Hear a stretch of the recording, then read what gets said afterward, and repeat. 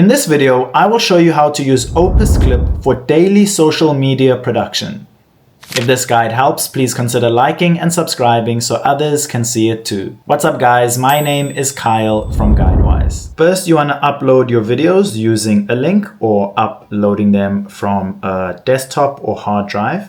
Once your videos have been uploaded, you can then find them under all projects. OpusClip has taken my long form video and created 11 shorts.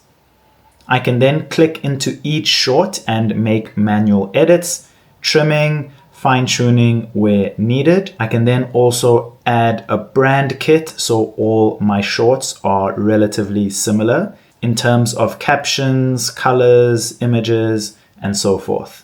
You can then also bulk export your videos by simply clicking select in the top right corner.